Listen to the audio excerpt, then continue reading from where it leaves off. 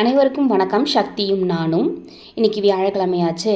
சாய்பாபாவுக்கு நான் முன்னாடிலாம் வியாழக்கிழமை அபிஷேகம் செஞ்சிட்ருப்பேன். அபிஷேகம் செஞ்சு பூஜை செய்வேன்.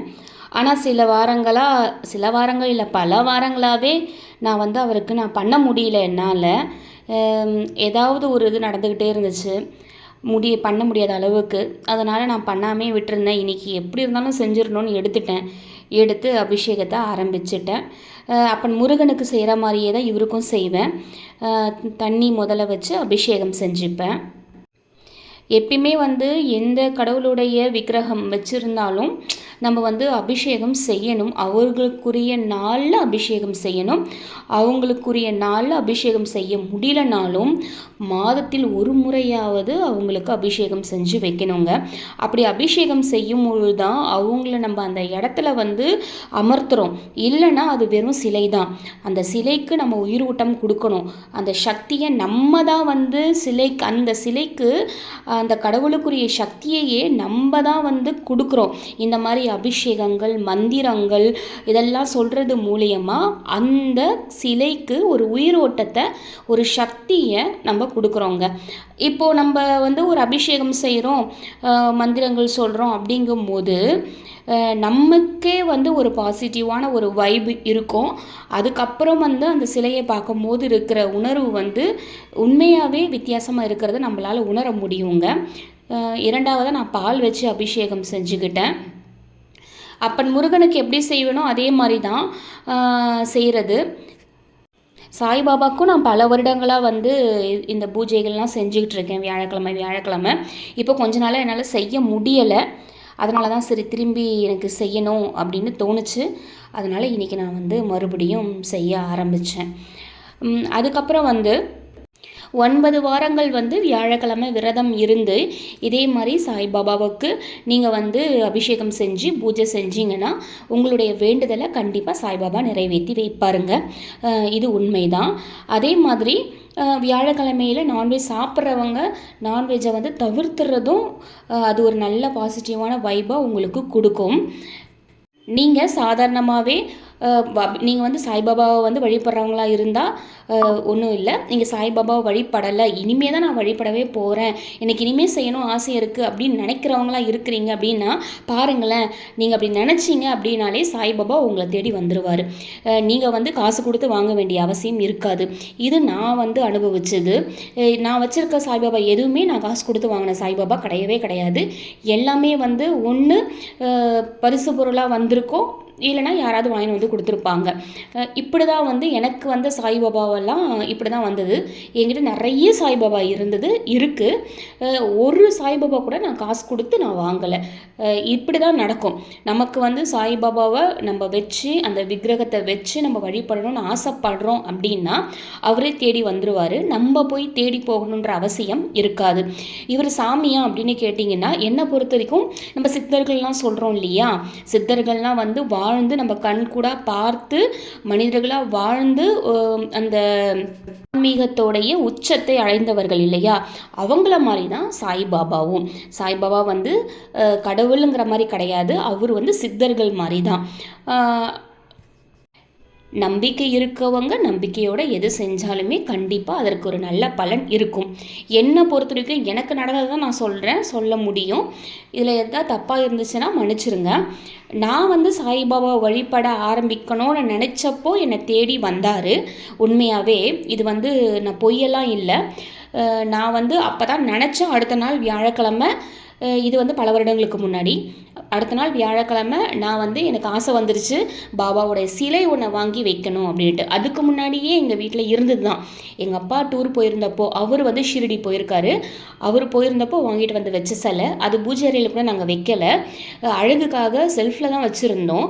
எனக்கு அதை எடுத்து பூஜை பண்ணுறதுக்கு தோணவே இல்லை, இருக்குன்ற எண்ணமும் எனக்கு இல்லை. ஆனால் எனக்கு ஒன்று வாங்கி பண்ணணுன்ற ஆசை மட்டும் இருந்துச்சு. அன்றைக்கின்னு பார்த்தா என்னோடய ஸ்டூடெண்ட் ஒருத்தவன் எனக்கு கிஃப்ட்டு கொடுத்தாங்க. என்ன இது கிஃப்ட்டுன்னு சொல்லிட்டு சின்ன கிஃப்ட்டு ஓப்பன் பண்ணி பார்த்தா அது இன்னொரு இது என்னென்னா, அடுத்த நாள் டீச்சர்ஸ் டேவாக இருந்தது. அதை ஓப்பன் பண்ணி பார்த்தா அதுக்குள்ளே சாய்பாபா சிலை இருந்துச்சு. எனக்கு ரொம்ப சந்தோஷமாயிடுச்சு. எனக்கு அது அந்த இதுவை என்னால் எக்ஸ்பிளைன் பண்ணவே முடியாது, அந்த சந்தோஷத்தையும் அந்த அந்த ஒரு நிகழ்வையும். நான் அவங்ககிட்ட கேட்டேன், நான் சாய்பாபாவை பற்றி யார்கிட்டையும் பேசுனது கிடையாது, எனக்கு பிடிக்கும்னு சொன்னதும் கிடையாது.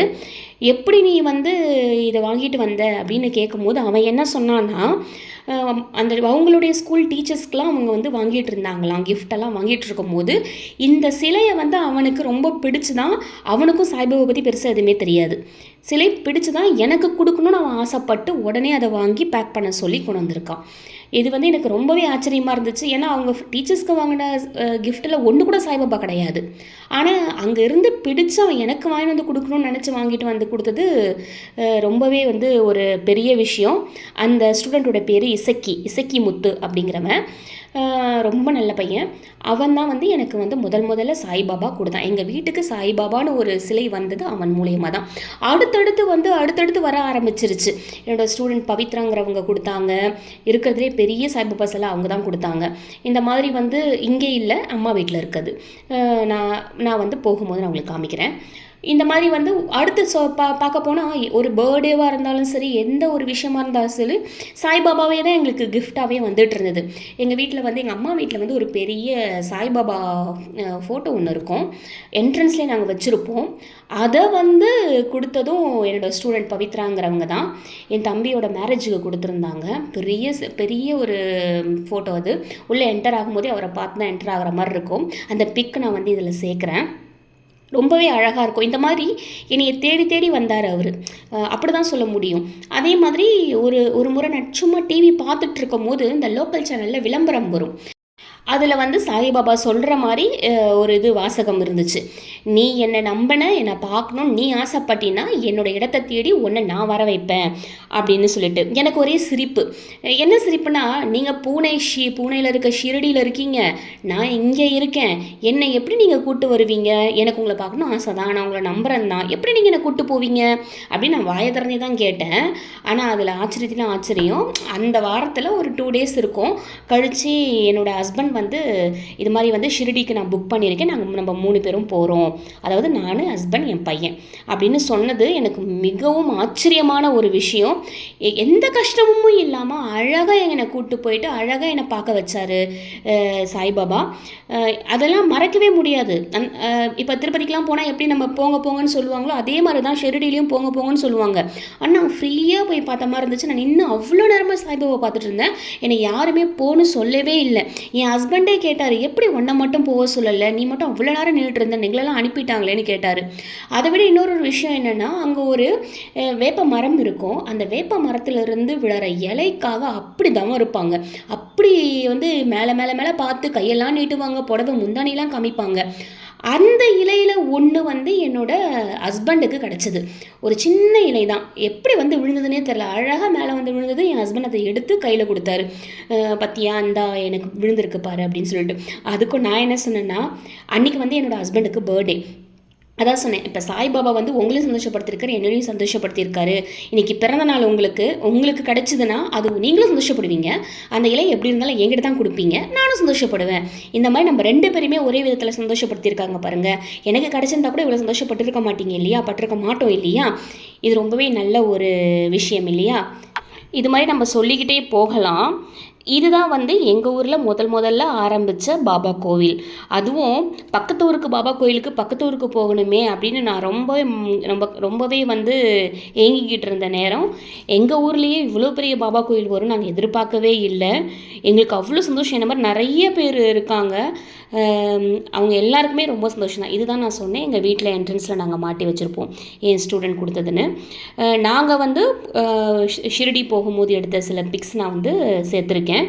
பல வருடங்களுக்கு முன்னாடின்னு சொல்ல முடியாது, ஒரு 6 வருடங்களுக்கு முன்னாடி நாங்கள் போயிட்டு வந்தது. நான் எதிர்பார்க்காத மிராக்கிள் தான் அது. அவ்வளவு தூரம் நாங்கள் போயிருக்கேன். அதுவும் என்னை வந்து அவ்வளோ அழகாக கொண்டு போயிட்டு என்னை கொண்டு வந்தார் பாபா. அதற்கு பாபாவுக்கு ரொம்ப நன்றி. இந்த பதிவை முழுசாக பார்த்ததுக்கு உங்களுக்கும் ரொம்ப நன்றி. ஓம் முருகா.